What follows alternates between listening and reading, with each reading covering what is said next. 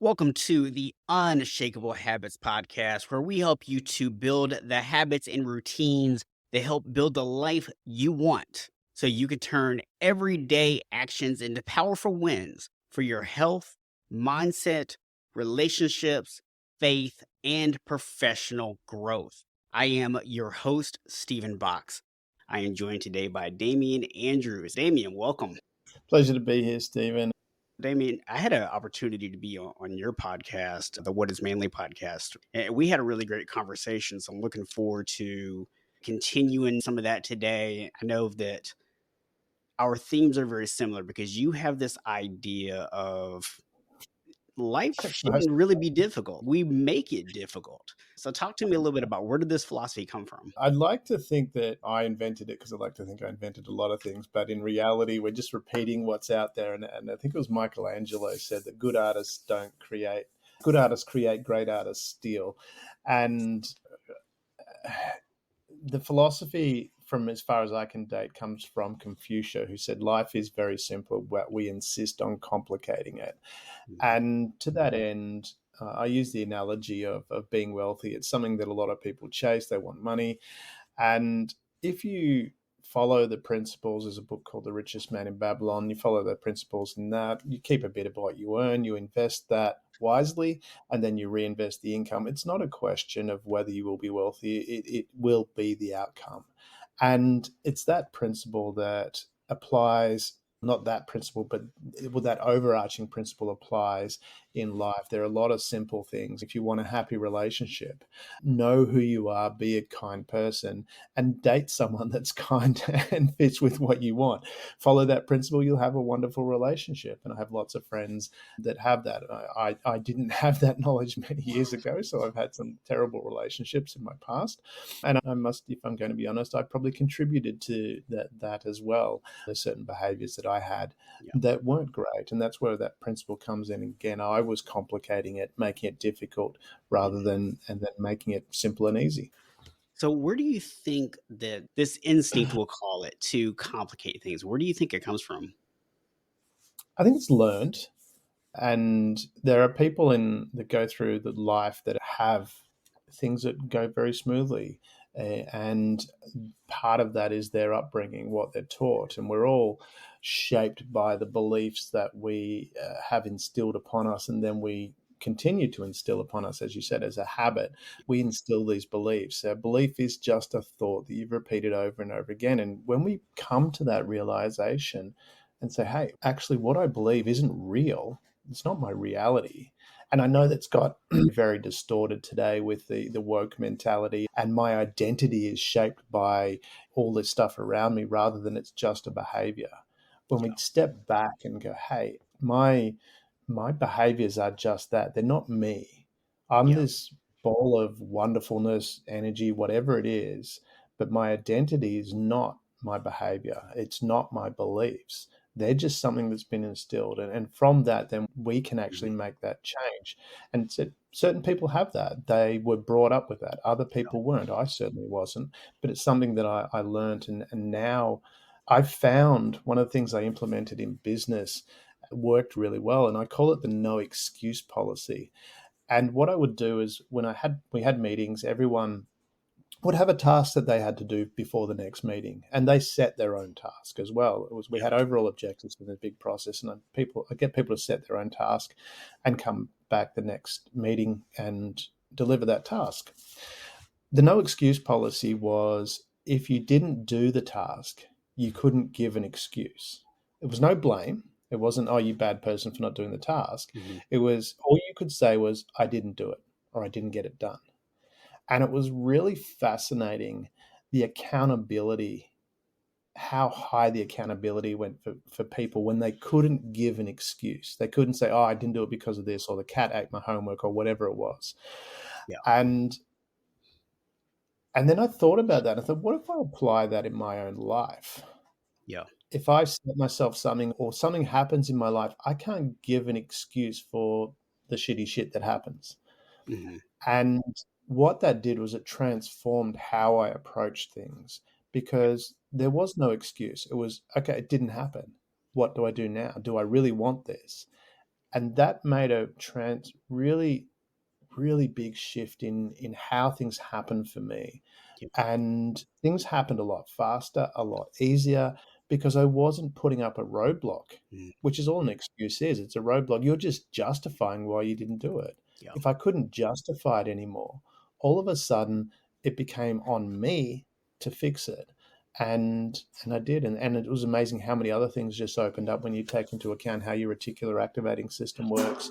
There were so many opportunities that were always right in front of me that actually I now saw and was able to tap into and get things done. And an example being this morning before we it's morning for me and evening for you, but just before we had the jumped on this podcast, there's a few things that I need to do for a next phase of my consulting business and working with businesses, and these little flyers that I'm making promoting different things. And rather than fluffing around, I just jumped on and I actually completed a complete another flyer for one of the programs that my consulting firm offers. Yeah. It happened really quickly, really fast. I had no idea when I started how it was going to work or what to do, but then all of a sudden, before we start, it's finished, done, and I've sent it off to my business development manager so she can push that forward. Yeah. Man, there's so much to unpack there, right? you just so You say that a lot when we can talk. so let's actually back this up a little bit and let's break down some of this. A lot of what people are experiencing when it comes to making things difficult or feeling like things are difficult is Mm, it's learned behaviors, right? okay. And maybe that's something from when you were a kid, or Mm, maybe you're a victim of marketing. Because let's be honest, every single person out there that markets now, they make it seem that the process needs to be this like super overly complicated thing. Well, about you that. feel like you have to hire them, right? Well, that's what I said. I want to call out that word victim because that victim mentality, I think, is what makes life complicated because we're Hmm. putting blame somewhere else and we say, Yeah, "Oh, it's marketing or society." No, you don't have to. You yeah, don't have to turn on the telly. You don't have to watch all those ads. I and that was a major shift. hmm, Quietening of the mind makes a big difference. yeah, And how I did this, it was about 8 years ago. I turned off all the dings and blings and all the notifications on all my devices. So hmm, I don't know. I don't even know if my phone, unless I'm actually looking at it, because the phone lights yeah, up if you're looking at it. But unless I'm looking at my phone, I won't know that it's rang, that I've got a yeah, text message, that I've got a social media message, and same on my computer. Even to the extent where you look at your email, the little icon on the email that you have, it has a number of unread messages. I turned that off, so I don't know if I've got unread messages.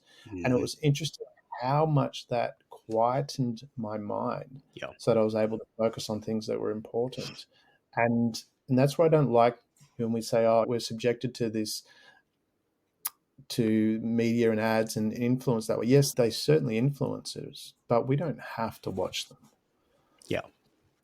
Yeah, and I think it's a good distinction, right? Because the reality is, this is the what gets put out there. People overly complicate things, especially in my industry, right? The health and wellness industry is Mm, full of absolute nonsense where people make it seem you have to follow a complicated diet, you have to follow some extremely difficult workout program and do all these mm, complex movement patterns. Like, no, you really don't.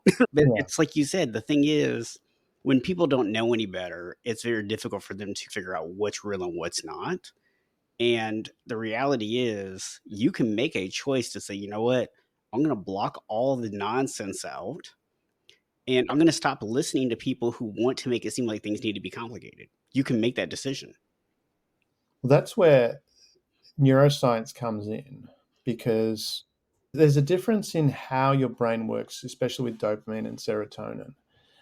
And what happens, and you mentioned about the complicated exercise routines and diets, what happens with external things, and I liken it to video games, and we all remember little Mario that used to jump around, you get the gold coin, and every time you got a gold coin, you get a dopamine hit.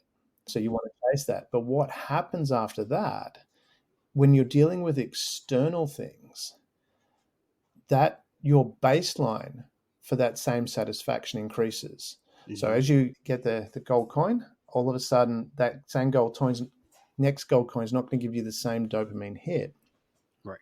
And that's why you find video games are designed to have more and ever increasing challenges, because Hmm. your dopamine level in respect of that goes up and up to the point where you finally get really bored with it and you need to go on with something else. Yeah. That happens with external things. The exception to that, and a friend of mine who's a neuroscientist explained this to me, is in our connection with other people.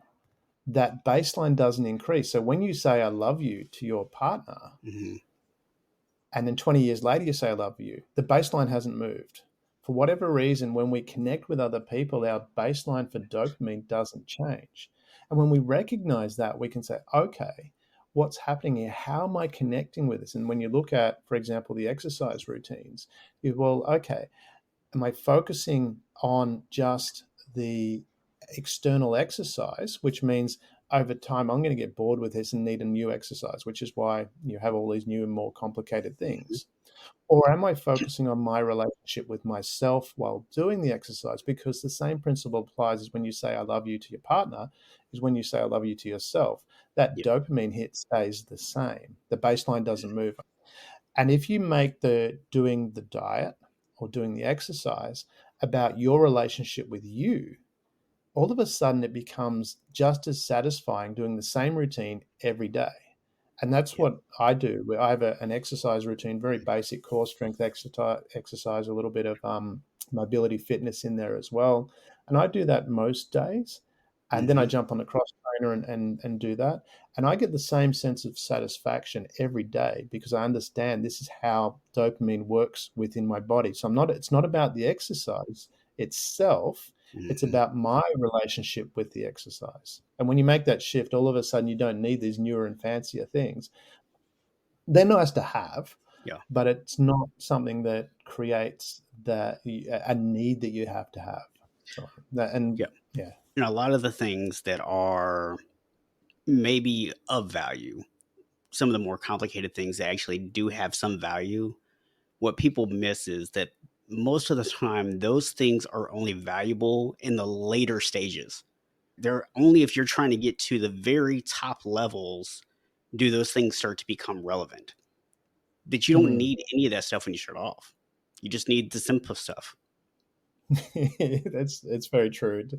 I remember when I one time went skiing in Switzerland, and I was quite large then. I think I weighed about 110 kilos, which for me, I'm 6 foot, so I wasn't really fat, but I was a little bit chubby. Yeah. And I noticed as I was skiing, by the time I got to lunchtime, my legs were killing me. They were burning so much because I was carrying so much weight. Yeah. 12 months later, we went back. Now, in that 12 months, I hadn't really exercised much, certainly hadn't done anything strenuous. All I Mhm. did was I limited the amount of food that I ate, and not in a painful way either. I Yeah. just, instead of, I ate to the point where I was satisfied Yeah. and I stopped rather than going, oh, this is really tasty and keep eating. Hmm. And I dropped something like 25 kilos.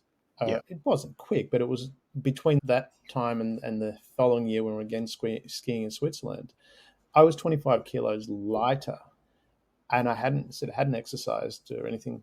And I noticed I could ski all day, and it was fine.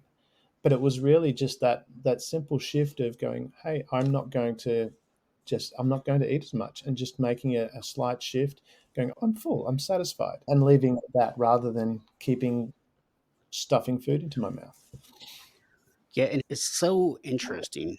You brought up earlier this idea about identity. And I think it's a great tie in here because a lot of what you're talking about right now is about how you identify. It's about how you think of yourself. If I tell myself I'm going to eat less food because I don't really need to eat past the point of satisfaction, Hmm. then you are basically saying you are someone who has discipline. You are someone who understands that you don't need to overeat. There's nothing that you're compensating for. You feel more confident in yourself. It's easy to do that. Versus if you say, I'm going to eat less food so that I can lose weight, then you're more likely to eat too little food, to be miserable, to be hungry, and it's gonna be much more difficult to stick with that. So it's that simple identity shift of, I'm not doing this for any other reason than I just recognize that I'm eating more food than I need, and I'm just gonna eat only what I need versus I have to eat a certain amount so I can lose weight. Exactly. And that's a really good point that you raised there, particularly with how your mind works, your unconscious mind, and your reticular activating system. And we've all had that moment where we've lost something and we're looking through the house, we're looking everywhere, we look in ridiculous places like the freezer, in the laundry that we've got. It's like, hey, why would it be there? Yeah, And then we give up and we relaxed because, and we walk past the bench in the kitchen and there it is sitting on the bench right in front of us. yeah, Our mind sees, our reticular activating system filters what we see. And how it filters is what we focus on. Our mind doesn't know how to not do something. Our unconscious mind doesn't know how to do that. And we've heard that about how if I tell you not to think of a pink elephant, you have to think of the pink elephant. yeah, And how that works in a practical application is if you say to yourself, I don't want to forget whatever it is, and you're halfway to wherever you need to be, and then you go, oh shit, I forgot. And a simple shift by saying, I will remember before I leave. yeah. So if you say that at the start of the day, I will remember to bring my speech notes before I leave the house. Mhm. Now, that's a very specific thing in your unconscious mind. And I know from my experience where I do that, because I do that all the time. I'm about to walk out the door, and all of a sudden it's, speech, or this, Yeah, or whatever it is I've got to take. And I have those moments all the time where things just pop into my mind because I've set it up that way. And yeah, coming back to this principle of life is simple. If we set things up the right way, yep, if we focus on what it is we want, it's one of those questions. And I changed it a little bit because I got tired of asking people, what do you want? And they go, I don't know. And then I said, what do you choose? yeah, And all of a sudden, light bulbs went off and go, what? I have a choice. Exactly. You yeah, have a choice. You have the choice to create your mind the way it is. And linking that back again to the no excuse policy, yeah, all of a sudden, you've got no one else to blame. So it's my mind. I can change the way I want to think about it. I'm not a victim of advertising, looking at all these other people and go, I've got to look like that or I've got to behave like that. I become my own person with my own identity that I choose to be the way I want it to be. And all of a sudden, you're creating your own path. And it yeah, reminds me of it was probably 20, 25 years, 30 years ago, 30 years ago now. That's how old I am. I'm getting ancient. But I had a quote on my desk that said, don't go where the path may lead, go instead where there's no path and leave a trail. And that's yeah, how I believe you want to live your life is you create your identity. And that from a business perspective, from a partner perspective, if you are you, you're unique. You don't have any competition. All of a sudden your whole stress level just drops dramatically because you don't have competition, because you are the only one of you. It's a yeah, unique selling proposition. Works fantastically in business. Just be you. yeah. Yeah, I wanna go back to this no excuse thing that you're talking about, because one thing I find so interesting is when you talk to people and they're giving you their reason, and I'm Mm. using that word for a reason. I didn't realize what I was doing there. Okay, so a reason for a reason. Okay. It's just that was funny that I just had that real time realization. There's people that do speak good too. Yeah. But when they're giving you their reason, I'm putting this in air quotes, right? Their reason is Mm. because in their mind, it's not an excuse, it's a reason, Yeah, right? To it is a everybody reason. else listening to it, it's an excuse. But it is, it's a reason. It's a reason for not doing it. Yeah, And if you're focusing on your reasons for not doing it, you're going to not do it. And this is where we make that shift again is what do I choose? I choose to get it done. So rather than saying, here are the reasons for not doing it, what can I do now to get there? And you yeah, shift that question, and all of a sudden it opens up a whole new set of doors, and you get there faster, smoother, easier. And again, life is simple if you want it to be. I laugh at this because you just made me go back to a memory in my brain. And it's a difference in how I was 15, 20 years ago versus how I am Mm, today. mm. 15, 20 years ago, I was working retail management, didn't really like my job. And I would routinely, if I was going to be running late to work, before I even got in the car to leave, I was already thinking of what my excuse was going to be for being late. Yeah. At no point did I ever start to think about, okay, I'm running a little behind this morning. What changes can I make? What can I cut out? What can I do differently this morning that's going to allow me to still get to work on time? I was thinking already about how I was going to give myself an excuse for being late versus now I don't think about making excuses for things. I think about how do I accomplish what I'm trying to do. And it Yeah. does help when That's you want to be there. Don't get me wrong. yeah. What you've just outlined is a perfect metaphor for what I'm talking about. You're already before you even got to where you wanted to be, you'd already set up reasons for why you weren't going to get there. Yeah. And we do that. People do that all the time. They come up with reasons. They have an idea of what they want, and then they'll come up with reasons for why they don't want to be there. And that links back to our evolution as well, unless you're a creationist. Let's go with evolution at the moment. And to survive, you had a higher chance of survival if you were part of the group. If you're outside of the group, you could have got eaten by a lion or attacked by some other tribe or something like that. So as part of the group, you you had a greater chance of survival, and that's innate within us. Mhm. And what now happens though is we've created a comfort zone, so to speak, where it's safe to be part of the group, and that really affects our ability to be our own unique self. Because if we're our own unique self, as much as it doesn't really matter, certainly in civilized societies, because you're not generally going to get some horde coming through and other tribes and things like that. Yeah. Certainly in your where you live and where I live, that's not going to happen as a general rule. Yeah. But we still feel that way. So we still feel that if we're ourselves, we're going to be all of a sudden outside of the group, Mhm. alone and vulnerable. Yeah. And so we stay within the group. So unconsciously, we're drawn to stay within the group. And that's where you're coming back to what you're asking about. Why do we not make life simple? As part of that simplicity is being our own unique self. And we're fighting against this evolution of wanting to be part of the crowd Mhm. so that we don't stand out and we don't get eaten by a lion or like a Yeah. school of fish, for example, where you want to be in the center so that you're less likely to get eaten by predators. Yeah. But our world has evolved and our thinking needs to evolve, that Yeah. being our own unique self is actually an advantage, not a disadvantage now. Yeah. And we can then lead that way by Yeah. standing out, and other people will follow.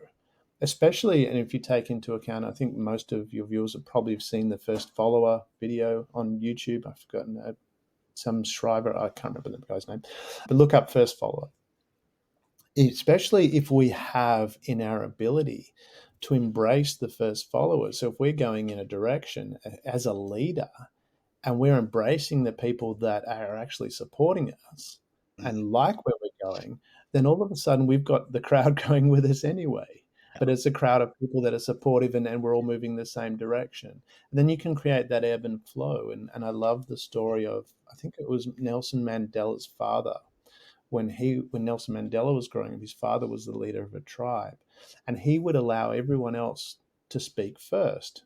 Yeah. So he'd go around the room and he would listen to everyone else before he spoke. Mhm. And this is part of having that confidence within yourself. And we have a program called Fearless where we teach that, how to actually sit back and listen to everybody else without you feeling, oh, I don't have a place here. And it's Mhm. interesting how when you can do that, when you can sit quietly and listen and then just ask a couple of key questions, how much more power that gives you Yeah. And that's part of that process of this evolution I think we need to go through. So we're actually becoming like the X-Men. We're actually evolving in society. We've come to a place, and I love, I was watching recently on the news, the former CEO of Google, I think it was, if memory, yeah, he's part of a task force. Now they're looking at how to prevent any land invasion ever happening again, especially with the advancement of drones, because you can have a swarms of drones to invade another country, as Russia recently did to Ukraine. They had a massive buildup of troops on the borders before, and that's clearly visible. Now, with drone technology, you can have almost immediately swarms of drones there with munitions on them that as soon as someone crosses a border, they're just going to be obliterated. And that's Yeah. part of what they're working on. I know it's a defensive tactic, and ideally, we would love to have a society where you don't need that, Yeah. but we'll get there eventually.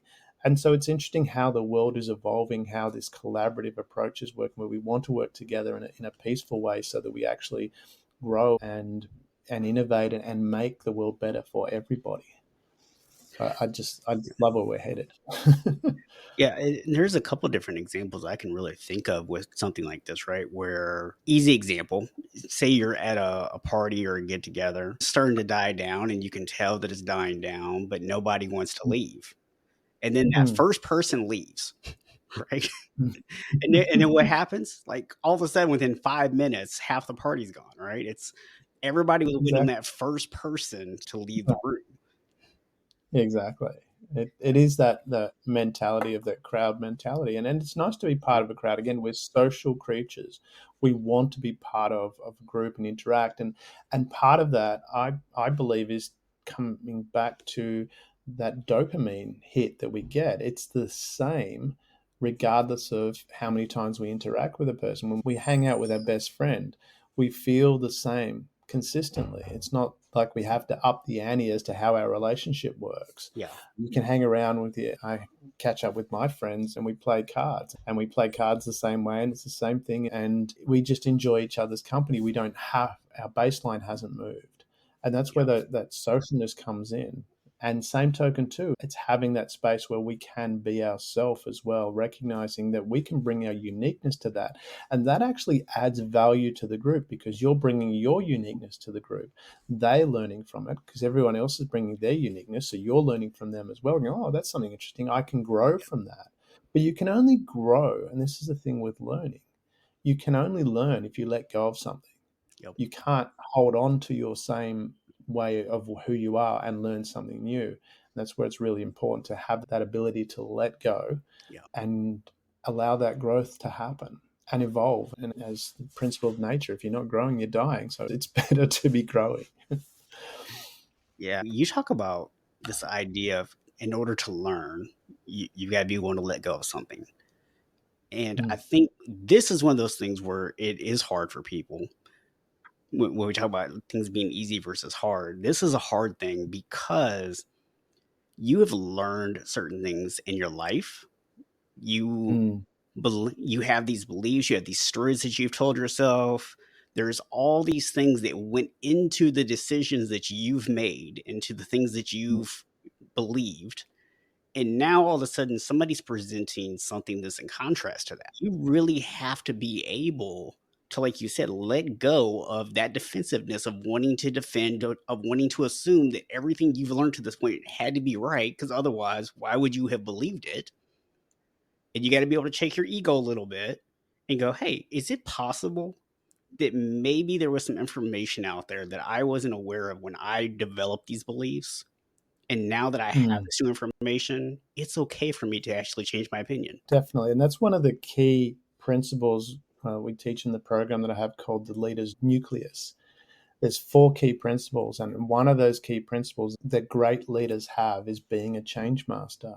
It's being able to look at the environment that you're in and understanding that you need to change to suit the environment. And Yeah, this is a principle from nature. When you look at nature and you look at all the species that have existed on the planet, 99, I think it's 99.9% of all species that have existed are extinct. And the ones that do exist are the ones that adapted to the environment that they're in.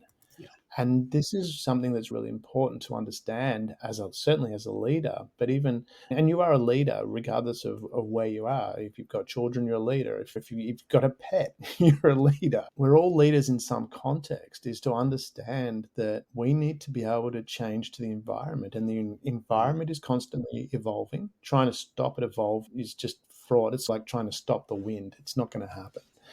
Yeah. And that's where we need to adapt. We need to look at it and go, okay, how do I change to this circumstance? How do I adapt to this circumstance? And when you have that flexibility and recognizing that you are not your behaviors, this is that distinction.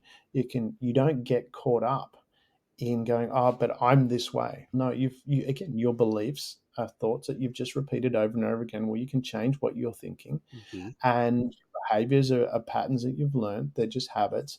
And having the ability to be relaxed and not stuck with reacting to the environment, again, turning the dings off your phone, you all of a sudden you're more relaxed. You're able to speak to your unconscious mind, because we don't act from our conscious mind. When Mhm. you're picking up your cup of coffee, you're not thinking through every muscle that you're moving to pick that up. You consciously can't do it. We don't act from our conscious mind. We act from our unconscious. Right. And being able to be in that relaxed state, you can actually speak to your unconscious quite easily, make a shift. It can happen, and I've done it instantaneously at times where I've said, okay, I want to change this behavior. Yeah. And I've thought through it, relaxed, allowed it to sink in. All of a sudden, I'm behaving completely different in that same scenario. Just stimulus and response. The Yeah. stimulus came, the response was different because I changed how my unconscious thought.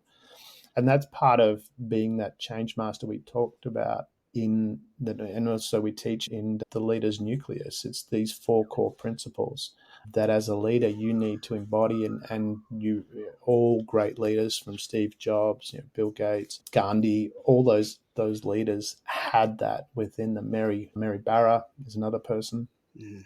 There's so many leaders that embody those four principles, but being able to be that change must be able to recognize that your behaviors, who you are, your identity is not made up by your behaviors and what you do. It's actually a core of you, which is, you can view it however you want. I think of it like a big ball of light, of energy, and from that we can do different things based on what we want to achieve. Yeah, I like the idea that we're talking about identity here because I feel that a lot of people they get stuck on identity and behaviors. And Mm, if I have a certain identity, I have to take on certain behaviors. But then mm. what you actually see in people is a lot of times their behaviors don't actually match the identity that they say they want to have. I Well, always that's the tell people like, projected yeah, look identity. look for the discrepancies, right? It's a projected identity. Yeah. So that there's a thing that they want to project, and then there's what's really going on underneath. And that's where those behaviors then start to reveal, if you're paying attention, what's really is the identity. And that's the same with people as it is with companies as well, because I deal with a lot of organizations, and organizations have identity that, if they're clear about it and they're purposeful about it, they can actually attract quality employees that fit with that identity. And the whole process of employee relationship with the organization, the customers, and the wider community becomes much more integrated and seamless, and has a very distinct flow to it. Yeah. Whereas other companies that I've worked with where they don't have that, it makes it difficult, especially if you're hiring people. Today's environment, where the demographics have shifted, the workforce is not there anymore. As we know from COVID, all of a sudden people disappeared. It wasn't just a sudden thing, it was happening. It just seemed to all culminate at the same time. And certainly now, when we look at the wider world, this is where organizations need to be really good at identifying what they are, what is their identity, and also what are their values, and then finding employees that match with that identity and those values, because those employees are going to want to be there. They're going to want to be part of that organization. They connect with the impact that it's making. And it's become so critical. And I recently, employee retention overtook sales as the number one driver for organizations, which is it's profound, but it has to happen. When you look at the world today, in China by 2050, its population is going to shrink by 500 million people. And the impact that's going to have on the economy is massive. And this is where we again need to evolve and step up. And we will, I believe we will, and change how we operate so we become more integrated as people. We understand what it is that's right for us as people, but we also, as organizations, we help facilitate that within our employees as well. And it's some of the programs that we have that we help people, help organizations actually do that. And it's going to become more and more prevalent as we move forward. Yeah, I mean, we look at this from a big picture, a organizational standpoint. I'm going to actually bring together two concepts that we've talked about here. So you gave the example earlier of the video game analogy, right? Collecting the coin, and then the next coin doesn't mean as much. Now you need two coins or whatever, right, to get the same hit. Exactly. And then we also talk about this idea of identity. And I Mm. know as someone who for a long time worked in retail, corporate environments where you're getting told from up above you, oh, this is our company culture. This is what we do. This is our identity. But Yeah. you're then seeing people make decisions that are based on those dopamine hits. Oh, we had one coin last time. Now we need two. Now we need three. Now we need four. And those things conflict with each other because what people Mm. start to do is they start chasing after that feeling of something and they start to abandon. And I think that's really what has led to that current situation that you're talking about, where people aren't around or people aren't wanting to work at jobs or they're not sticking around with jobs because at some Mm. point people really got tired of feeling like, hey, it doesn't really matter what I do, right? I'm just a cog in the machine. No one actually cares about me. You've got Mm. companies out there going, oh no, our culture, we care about our employees, but your actions aren't showing it. Because when Yeah. I don't get you your dopamine hit, when sales don't go up over last year, all of a sudden I'm a bad person. I'm not doing my job. And so Mm. people now are like, hey, I'm out of here. I'm going to go somewhere where I am appreciated.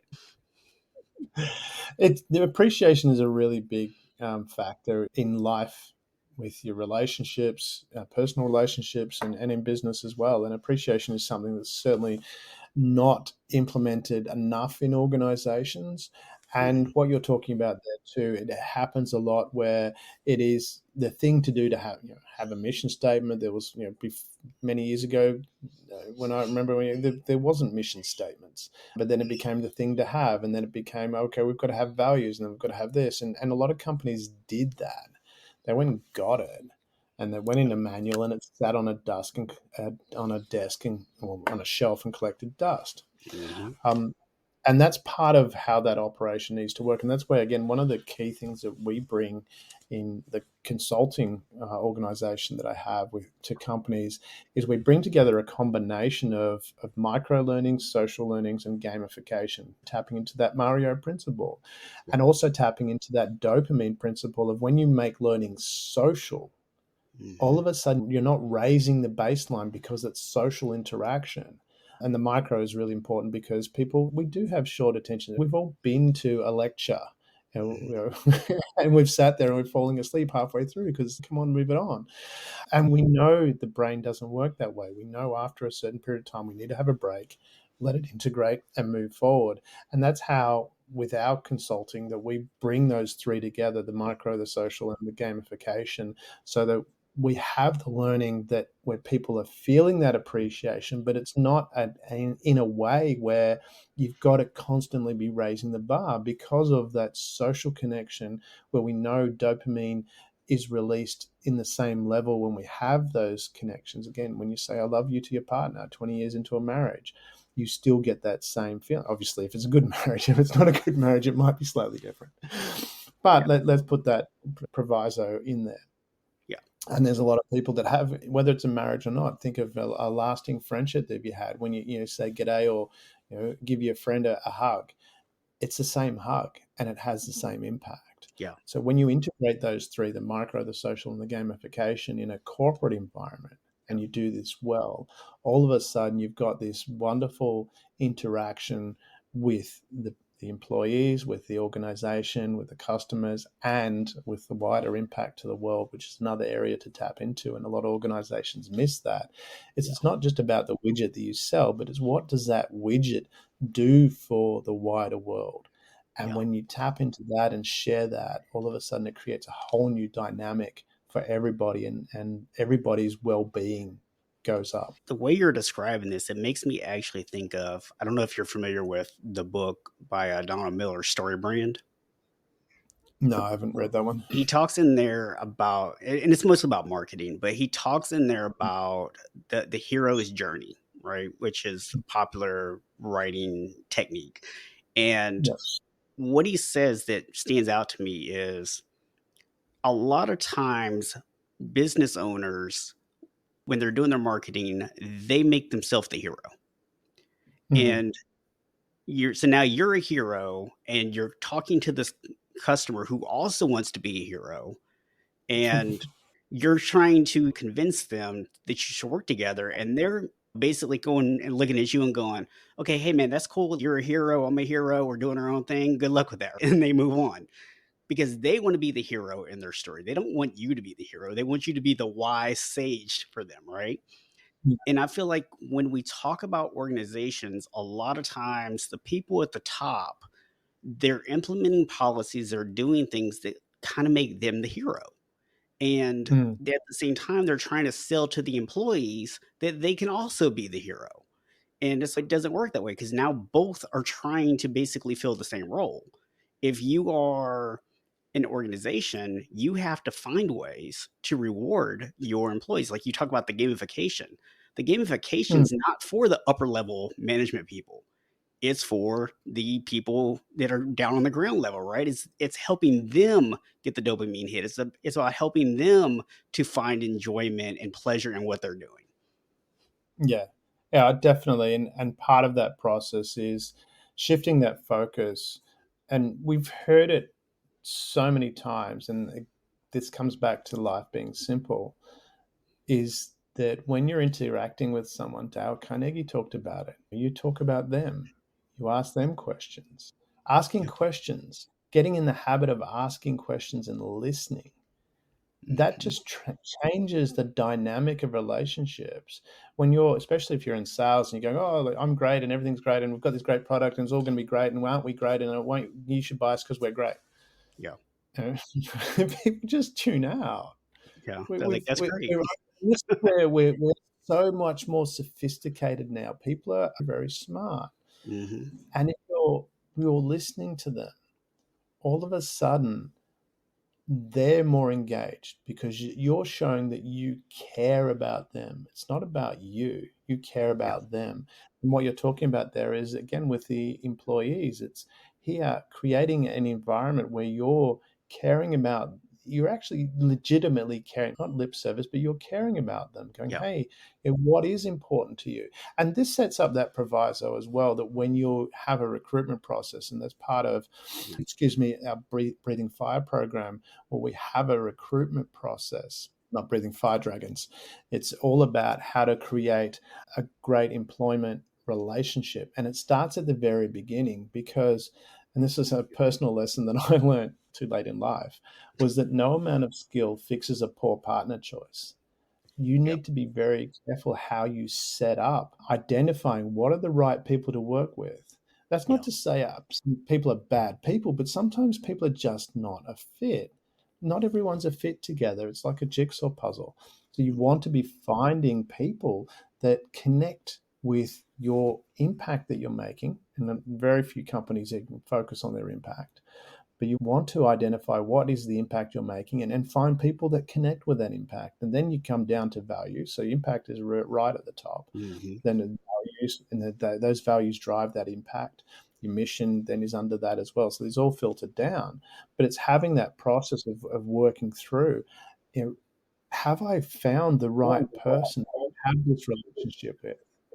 Which is what you're wanting. You're wanting a long-term relationship. You're not aiming to hire someone and then they disappear within 12 months. And where this gets distorted in organizations is in the outgoing interview. They'll organize that. Oh, why did you leave? Oh, well, I've got more money. And that's a common response. And it's the easy response because you don't want to say, hey, this was a shitty working environment.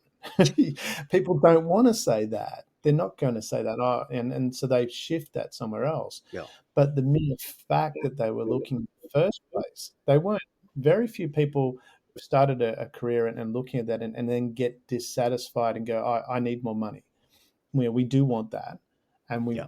but we're not looking to shift to a different organization because there's a higher level of risk in doing that. It's the Hmm. grass is green. We know inherently that the grass may not be green. There's a good chance the grass isn't greener on the other side. It's much easier to stay where we are. But Yeah. we get to the point where we're so dissatisfied with the environment that we start looking, and then when we look, we go, "Oh, actually, I can get more money too." And the jump is made. But that's all that's recorded is, oh, it was more money. The reality was it was a crappy working environment that actually encouraged them to want to look.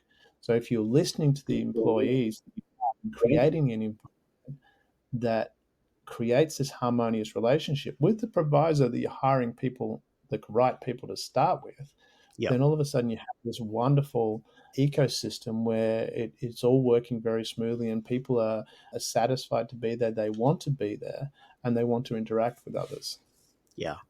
Yeah, I think so much what you just said is so helpful for people to hear, right? Because this applies across life, right? Whether we're talking about you're building a business, you're creating some kind of community or club, you're choosing a spouse, right?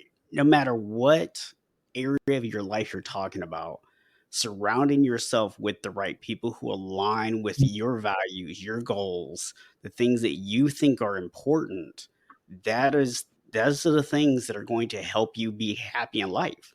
When you are when you're surrounded with people who are conflicting with you all the time, like you're never going to be happy with that. 100%. And you also need to be realistic too that a lot of times when we're hiring employees or dating, we set up an environment which creates a false sense of reality. We create this wonderful thing and go, isn't this wonderful and all that kind of. Think of the first couple of dates you've gone on. You project this wonderful persona and you create an environment where everything's going to be perfect. But life doesn't work that way. What you really want to find, I love the comedian, I can't remember the comedian's name, but talked about if you really want to find someone's true character, give them slow internet. And if you're dealing with that kind of frustration, so you want to find out how does this person deal with stress? What actually happens when things aren't going so well? And it can be you might be in a personal situation, you might be meeting someone for a date and something comes up and you're going to be 15, 20 minutes late and you call them up and say, hey, I'm just going to be late, apologize, I'll be there. How do they react to that? And Yeah. similar for sales is a great one for hiring sales employees. People create this wonderful relationship, come and talk with us, and they create this all touchy feely type thing. And then they hire the person and wonder why they're not succeeding. Yeah. If you're hiring a salesperson, the first thing you do is say, hey, I don't think you're as good as you say you are. You're probably not right for the role. How are they going to respond? Because that's the reaction they're going to get in the real world. What salesperson calls up an organization? They say, "Oh, thank you for calling. Isn't it wonderful? I'm so glad you called." It doesn't work that way. So you really want to test in a real world environment, what are these people like, whether it's personal relationship or whether it's business? Are we a fit? Are we going to deal, are we a fit and are we going to deal with real world situations? Can you deal with real world situations? And it's the same token on the other side as an employee. If you're looking for work, you want to be testing the company.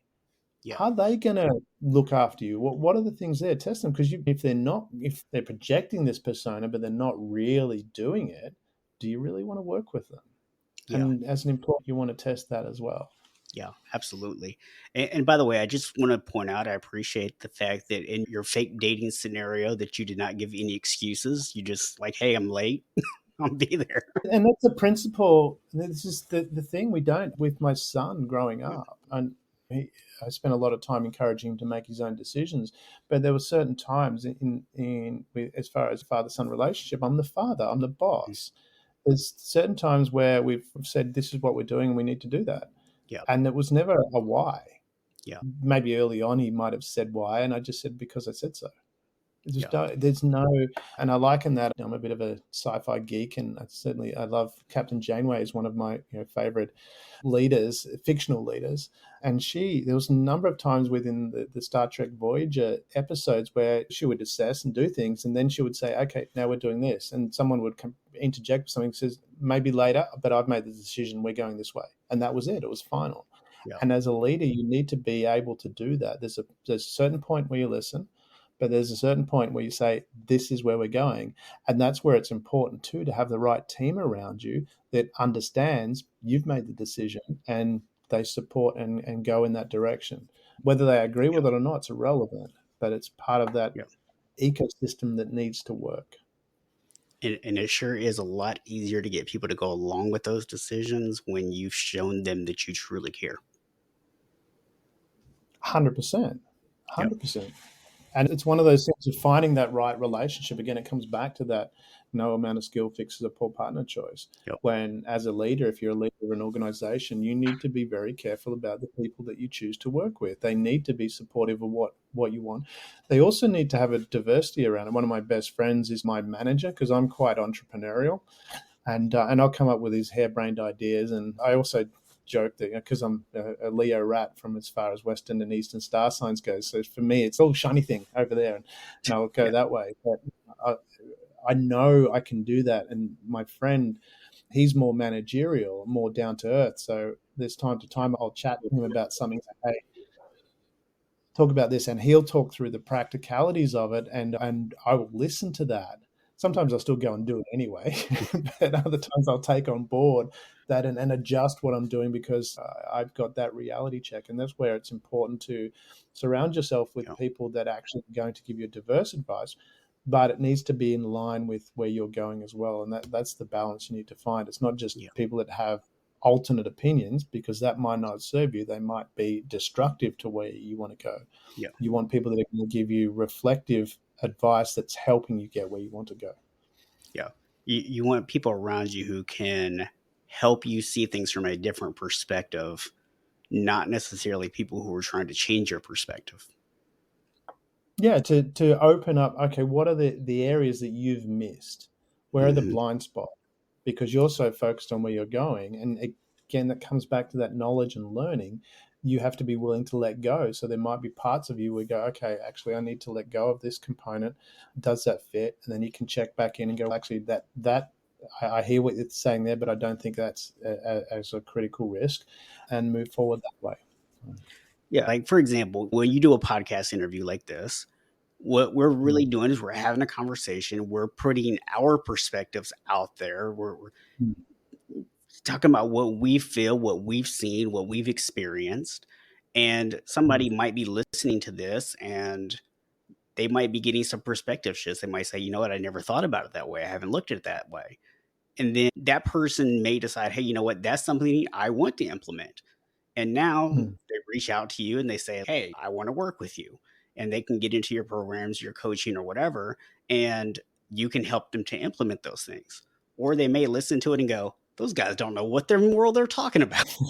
And that's okay too. If you think that we're just full of hot air, I don't. If you feel that way, that's fine. I won't take it personally, but I think that's something that's important to recognize too, because a lot of times we surround ourselves with people who are yes men, so to speak, that never Mm. challenge any of our perspectives.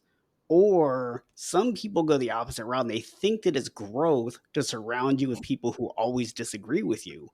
And while that can help you grow, it can also, as you pointed out earlier, be destructive. It's about finding that balance. That's right. And that's where that woke mentality went way out of control, where people, as soon as someone challenged their identity, that was then, we need to cancel that. And it was just very destructive and certainly not a growth mentality. Yeah. And that's the whole point that we want in life is we want to listen to different points of view. It doesn't mean we agree with it. You don't have to agree with everything. And that's certainly, I have very close friends where we have very different opinions on things, but we can still have a discussion about things. And there's some things we don't need to have a discussion. We know we disagree, Yeah. but that doesn't affect how our relationship is in other areas. And we can completely disagree. And also, too, we can learn things and be open to things. I'm back when I was young, there was a number of terrorist hijackings, and it was generally someone from Iran hijacking a plane. And I grew up with the mentality of Iranians being terrorists. And one of my business partners now is from Iran. Him and his family moved out from there to Australia. And it's been fascinating for me having this, I'm going to say core belief, but it's probably a bit strong. But this belief of what these people were like, and now working together, understanding and learning about the Persian culture, and noticing that there are so many similarities. You know, he cares about his family, he wants good things for his daughter, take care of his wife, all those kind of things that I connect with. And then learning about the diversity of the Persian culture and how they deal with things and how they have food festivals and the different foods. And I like food and just all these different flavors. It was just fascinating. And then that helped me become more powerful because I've got a broader range of knowledge to choose from, and also more ability to work with people because I've again got the broader, because now I can talk to other people from the Persian culture and actually relate to them because I have that understanding. So it's given me so much more power to be able to get things done that I want to get done. Yeah, and I think that's a really great way to wrap up here, where you just brought this idea full circle that you had a belief based on information that was available to you early in life, Yeah, and you shifted that belief, you changed it because new information became available to you. And that's, I think, really just the maybe the overarching theme of what we talked about today is that you don't have to be stuck with what you've always done. If it's not working for you anymore, or you get new yeah, information, be open to looking for new ways of doing things. It might just yeah. make life easy. It certainly does. And the shift that needs to happen is rather going, I'm this type of person, and making your identity about that. Yep. Shift the focus to what it is that you want to achieve. What is the Yep. goal that you've got in front of you? When that becomes, okay, I want to achieve this. Now, how can I do it? Yep. And I'm very flexible and I'm a ball of energy. My identity is not my behaviors. So, how can I adjust to do that without throwing in excuses or reasons why you can't do it? Just go, this is where I'm going, and how can I get there as Yep. fast as possible? If you add that little component, as fast as possible, all of a sudden these doors open and it becomes very smooth, and life becomes easy and very simple. Yeah. Love it, man. Love it. Damien, if you would, real quick, share with us how people can get a hold of you. Yeah, I'm available through LinkedIn, through my website. There's an update coming, although I'm not sure when this is going to air, but there's an update coming there. You can connect with me there as well. I have the podcast, Growing Revenue and Profit podcast, which is very business focused, and so have some great interviews on there with business people, and also tips and advice as well about how to run business. And then I also have the Share.care podcast, which is SHAIR care, and where we have What is Manly and eShare, which is about equality. So there's a number of banners under that, and we get together with some friends and have a bit of a ponder as well on different topics. But Share.care is a global organization sharing experience, strength, and hope to create strong, healthy, and inspiring relationships, hence the acronym. And so you can connect with me at that podcast as well. But generally, if you put Damian Andrews into any search engine, you will find a link to me. Most of the links on the front page will be me. So my SEO is working very well. So but reach out, connect. I'd love to chat with people and learn what they're doing. And certainly from a business perspective, our consulting works very well. We get tremendous results. Smaller organizations. We took a company that was turning over $8 million to $25 million in 18 months through COVID, and they didn't work any harder. They made a simple shift, and it just profoundly changed their business operations. And that's the kind of thing that my focus is more on business, but I do like to help work with people as well. Yeah. Okay. Yeah. And if you're somebody is out there and you have a business or organization and you want to continue to make things difficult on yourself and make life hard, then call somebody else. But if you want to make things a little easier, call Damien. Exactly. And I have this philosophy, and I teach my clients that as well, is if you have difficult clients, you refer them to your competition. It makes life easier. Well, Damian, once again, I just wanted to say thank you for coming on today. Loved our conversation. Also, just encourage people, check out the What is Manly podcast episode. I was on there. So I'll put links to that as well in the description for this podcast and the show notes. So that way people can check out both conversations. And as always, guys, I want to remind you that while none of us are born unshakable, we can all become unshakable.